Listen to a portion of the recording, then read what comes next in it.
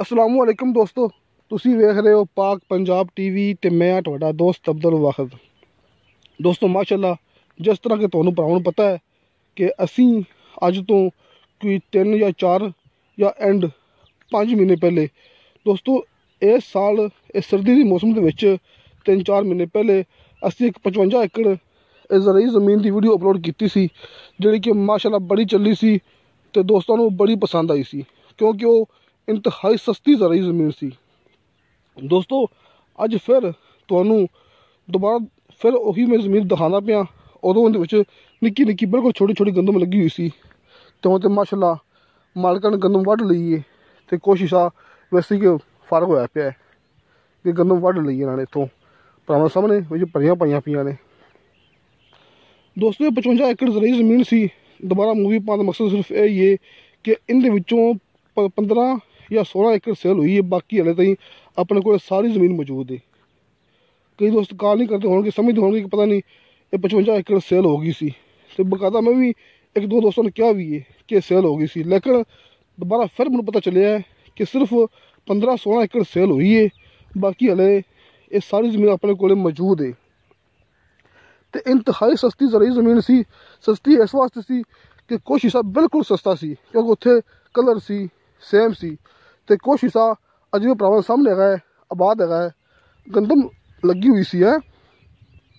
ਇਸ ਵਾਸਤੇ ਇਹ ਥੋੜ੍ਹੀ ਮਹਿੰਗੀ ਸੀ ਤੇ ਦੋ ਜ਼ਮੀਨਾਂ ਨੂੰ ਮਿਲਾ ਕੇ ਅਗਰ ਇੱਕ ਹੀ ਬੰਦਾ ਲੈਂਦਾ ਕਿ ਮੁਕੰਮਲ ਜ਼ਮੀਨ ਲੈਂਦਾ 55 ਏਕੜ ਤੇ ਮੋੜੇ ਉਹਨੂੰ ਇੰਤਹਾਈ ਸਸਤੀ ਬਣ ਜਾਣੀ ਸੀ, ਵਿੱਚ ਆਬਾਦ ਵਿੱਚ ਗੈਰ ਆਬਾਦ। ਕਿਉਂਕਿ ਆਪਾਂ ਅਗਰ ਇਕੱਲੀ ਆਬਾਦ ਜ਼ਮੀਨ ਲੈਂਦੇ ਹਾਂ, ਇਕੱਲਾ ਫਰੰਟ ਵੇਖ ਕੇ ਲੈਂਦੇ ਹਾਂ, ਆਪਾਂ ਇਸ ਟਾਈਮ ਖੜੇ ਹੋਏ ਹਾਂ ਫਰੰਟ ਦੇ ਬਿਲਕੁਲ ਉੱਪਰ ਆ ਕੇ ਕਿ ਇਹ ਸਭ ਨਾਲ ਕੱਚਾ ਰਸਤਾ ਹੈ। ਦੋਸਤੋ ਕੱਚਾ ਰਸਤਾ ਤੋੜ ਜਾਂਦਾ ਹੈ, ਇਹ 55 ਏਕੜ ਤੋੜ ਜਾਂਦਾ ਹੈ।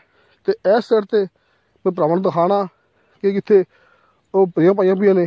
ਔਰ ਸਾਹਮਣੇ ਆਪਾਂ ਸ਼ੁਰੂ ਹੋਏ ਹਾਂ, ਉਹ ਦੇਖੋ ਉੱਥੇ ਗੱਡੀ ਖੜੀ ਹੋਈ ਹੈ, ਉਹ ਪੱਕਾ ਰਸਤਾ ਲਿੰਕ ਰੋਡ। ਇਸ 55 ਏਕੜ ਜ਼ਮੀਨ ਦਾ 3 ਏਕੜ ਦਾ ਪੱਕੇ ਰਸਤੇ ਤੋਂ ਫਰੰਟ ਹੈਗਾ ਹੈ। ਦੋਸਤੋ ਇਸ 55 ਏਕੜ ਜ਼ਮੀਨ ਦਾ 3 ਏਕੜ ਪੱਕੇ ਰੋਡ ਤੇ ਲਿੰਕ ਰੋਡ ਤੇ ਫਰੰਟ ਹੈਗਾ ਹੈ। ਜਿਹੜਾ ਇਹ ਕੱਚਾ ਰਸਤਾ ਜਾ ਰਿਹਾ ਹੈ, ਇਹ ਤੋੜ ਜਾ ਰਿਹਾ ਹੈ ਆਪਣੀ 55 ਕਿੱਲੇ ਜ਼ਮੀਨ ਨੂੰ। ਦੇਖੋ ਇਸ ਸਾਈਡ ਤੇ ਜ਼ਮੀਨ ਹੈ ਤੇ ਕੁਛ ਹਿੱਸਾ ਜਿਹੜਾ ਕਿ ਕੱਚਾ ਰਸਤਾ ਹੈ ਉਸ ਸਾਈਡ ਤੇ ਵੀ ਹੈਗੀ ਹੈ। ਘਣੀ ਜ਼ਮੀਨ ਇਸ ਪਾਸੇ ਤੇ ਥੋੜੀ ਜ਼ਮੀਨ ਰਸਤੇ ਦੀ ਦੂਸਰੀ ਸਾਈਡ ਤੇ।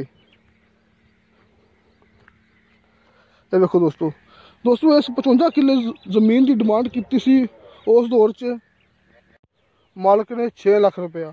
ਦੋਸਤੋ 6 ਲੱਖ ਰੁਪਇਆ ਅੱਜ ਤੋਂ ਕੋਈ 4-5 ਮਹੀਨੇ ਪਹਿਲੇ, ਬਲਕਿ ਸਿਰਫ 4 ਮਹੀਨੇ ਪਹਿਲੇ ਇਸ ਸਾਲ ਸਰਦੀ ਦੇ ਮੌਸਮ ਦੇ ਵਿੱਚ ਡਿਮਾਂਡ ਕੀਤੀ ਸੀ ਪਰ ਏਕੜ ਦੇ ਹਿਸਾਬ ਨਾਲ। ਦੋਸਤੋ 6 ਲੱਖ ਰੁਪਇਆ ਪਰ ਏਕੜ ਦੇ ਹਿਸਾਬ ਨਾਲ ਡਿਮਾਂਡ ਕੀਤੀ ਸੀ। ਜ਼ਮੀਨ ਇਸ ਸਾਈਡ 'ਤੇ ਹੈਗੀ, ਕੁਛ ਇਹ ਭਰਾਵਾਂ ਨਜ਼ਰ ਆ ਰਿਹਾ ਹੈ ਕਿ ਥੋੜ੍ਹਾ ਸੇਮ ਹੈਗਾ ਹੈ ਤੇ ਇਸ ਸਾਈਡ 'ਤੇ ਜ਼ਮੀਨ ਘਣੀ ਹੈਗੀ ਕਿੱਥੇ ਫਿਰਦੀਆਂ ਗਾਵਾਂ।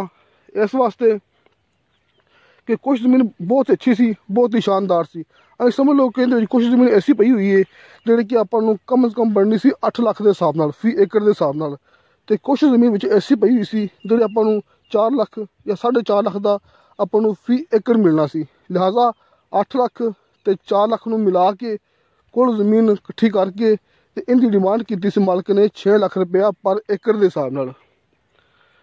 ਦੇਖੋ ਵਾਪਸ ਜਾ ਰਹੇ ਹਾਂ ਤੇ ਦਿਖਾ ਰਹੇ ਭਰਾਵਾਂ ਨੂੰ ਕਿ ਜਿਹੜੀ ਇਹ ਜ਼ਮੀਨ ਹੈਗੀ ਹੈ ਇੱਥੇ, ਇਹ ਬਾਵਨ ਨਗਰ ਦਾ ਇਲਾਕਾ, ਇੱਥੇ ਵਿੱਚ ਕਲਰ ਸੇਮ, ਵਿੱਚ ਹੀ ਆਬਾਦ ਵਿੱਚ ਹੀ ਗੈਰ ਆਬਾਦ ਤੇ ਪਾਣੀ ਸਾਰੇ ਕੋੜੇ ਨਹੀਂ ਹੈਗੇ। ਇਹ ਵੀ ਗਰੰਟੀ ਕਿ ਸਾਡੇ ਕੋਲ ਇੱਥੇ ਮਿੱਠੇ ਪਾਣੀ ਜਿਹੜੀ ਜ਼ਮੀਨਾਂ ਮੌਜੂਦ ਨੇ ਜਿਹੜੀਆਂ ਕਿ ਤੁਹਾਨੂੰ 10 ਲੱਖ ਦੀਆਂ ਫੀ ਏਕੜ ਦੇ ਹਿਸਾਬ ਨਾਲ ਮਿਲਣਗੀਆਂ।